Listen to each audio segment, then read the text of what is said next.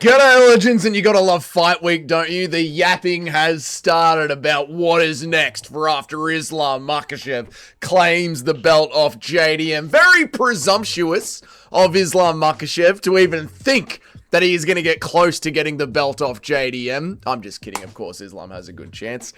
Let me just cope through this week. JDM will get it done. I swear to God, I've still got PTSD from all the times that Volk has fought Islam Makhachev. And as a massive Dustin Poirier fan, when Dustin Poirier had to fight Islam Makhachev. The guy just loves sleeping my hero. So that's alright, I'm coping, but we're going to get through it. What we're going to be talking about in today's video is Islam Makhachev saying that he wants to fight Kamaru Usman next if he gets the belt, which is really pissing me off, man, I'm not going to lie.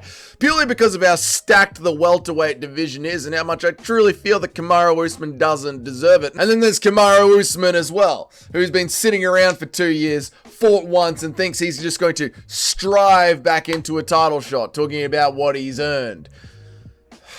It's annoying to me, and I can't even really, as a real hater, which is what, you know, fans are. We're fanatics. We love the people that we love, and we hate the people that we hate. And even as a real hater, I can't even be angry at it. I can't even be angry at Islam Makhachev and Kamaru Usman, because I know this isn't even their fault. I know whose fault this is. That's what we're going to be breaking down in today's video anyway. So what the hell am I talking about? Why am I so pissed off? Islam Makhachev got asked straight up, if he beats JDM,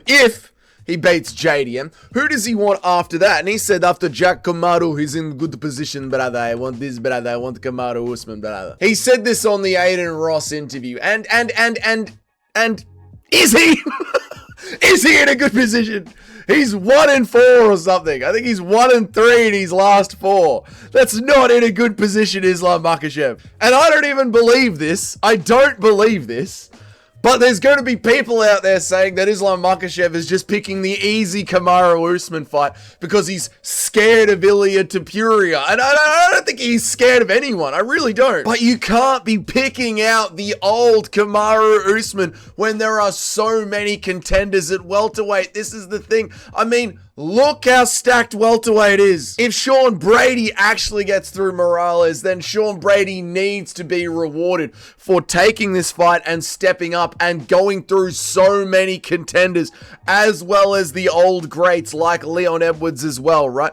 If Ian Gary gets it done over Bilal Muhammad, Ian Gary needs to be rewarded. Welterweight is just far too stacked right now. Shavkat says he is on the way back. Shavkat absolutely needs one more win. I'll hear nothing else. Like, Shavkat needs one more win. It was confirmed by his managers a few weeks ago. We covered it on the live stream.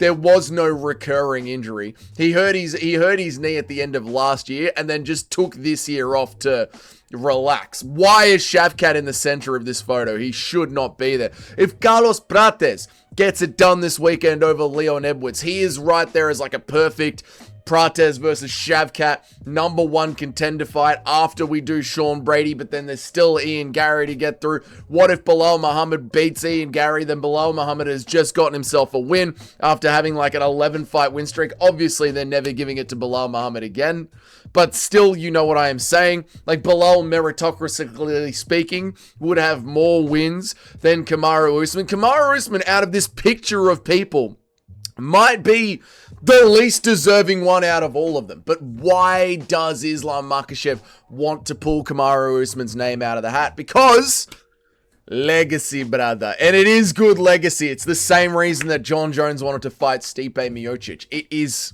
phenomenal legacy. Kamaru Usman is the second best welterweight of all time. Don't let Dana White gaslight you. I know Dana White likes to say that the best welterweight of all time is Kamaru Usman and GSP is second.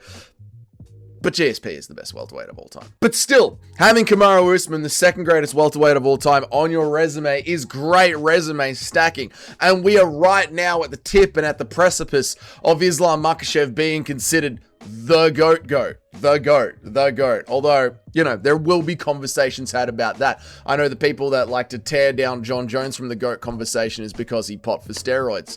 Islam Makhachev has popped for meldonium, you know? But there is not just that. Islam Makhachev that said that he wants to defend the second belt maybe more times than Kamaru. I mean, slipping in Kamaru in there is a nice, not easy, but manageable first defense, because welterweight is stacked and it is hard. And someone like Islam Makhachev, for as good as he is, and I do think he is great, Sean Brady has got the kind of grappling that's going to be able to keep up with Islam Makhachev. So there are tough fights for him at welterweight. I really do respect Islam for saying this as well, by the way. You know, even just teasing it and putting it out there if he doesn't mean it sincerely. Saying that he wants to defend the belt more times than Kamaru did. That is GOAT status. Like, if he does that, that is GOAT status. Defending the belt the most times at lightweight and then moving up and defending it as many times as Kamaru did at welterweight. That is just straight up inarguable GOAT status. So I love where Islam Makhachev's head is at this week. But this whole nonsense of them going back and forth, Islam Makhachev and Kamaru Usman being rewarded for just sitting out and waiting for the title to come to him. It's all on his manager. Ali Abdullah, bloody sleaze, mate. The errorist himself. Fucking YouTube, let a man speak freely. Follow me on Rumble. Ali Abdelaziz, the sleaze, is Islam Makhachev's manager, and he is Kamaru Usman's manager. And the UFC, Kamaru Usman has said this himself. He's had no talks with the UFC. But Ali is getting them both to talk about each other, to just get it out there in the zeitgeist and force this to happen. This very thing, where the people in the comment sections and the MMA fans are getting all enraged about it and talking about it and putting it out there and seeing how much engagement it creates. And the UFC is an engagement-driven machine. So whether it's good or bad engagement, it doesn't matter. The fact is that Ali can go to the UFC and be like, look how many people are talking about it. Look how much hype it's generating. Look how much it's pissing people off. That is the end game here. Versus, you know, if someone talks about Ilia Topuria and they see how much engagement that post gets, now the UFC know which direction to put themselves in. Well, we could have Ilia Topuria fight Paddy Pimblett, and we could have Kamaru Usman fight Islam Makhachev. And then we've got two big paydays to put out there. Now, I know they're not making money off pay-per-views anymore, but they're still making money off ad revenue. They're still making money off sponsorships. They're still making money off clips. Like, engagement is the name of the game. And if you can have two numbered events with high engagement on them, that is great for the UFC. And that's what this weasel is orchestrating here this week. And I can see him behind Kamaru and Islam yapping away, and it's pissing me off, man. Why isn't he in jail? Why isn't him and Cedric Damas and John Jones and, quite frankly, BJ Penn, why are they in prison, man? It's annoying to me, especially when welterweight is already good. It's so good. I want to see Sean Brady versus the champion, which will be JDM. I want to see that clash. I'm nervous about it as a JDM fan. I want to see if he can handle Sean Brady. I want to see Ian Gary versus JD. I want to see these awesome welterweights that we have a go at the belt. This division is so stacked, and it's already being not weighed down, but slowed down a little bit by the Islam Makhachev experiment. And then, what, should Islam win, we're just going to go again with Kamaru because it's going to line the pockets of Ali? Fuck that, man. Fuck that. Anyway, that's that. If this is your first time here, g'day, welcome. My name is Dougie. I make MMA content all the bloody time. If you want to know when a new video drops and you want to know when I go live, hit that notification bell and that subscription button down there. Let me know down there in the comments. If Islam Makhachev wins, which he won't, but if Islam Makhachev wins, who would you like to see him fight next? All the bloody legends, your names are up on the next slide to say a big thank you to you guys. And that's that. I'll see you guys later. Have a good one wherever you are in the world. Goodbye.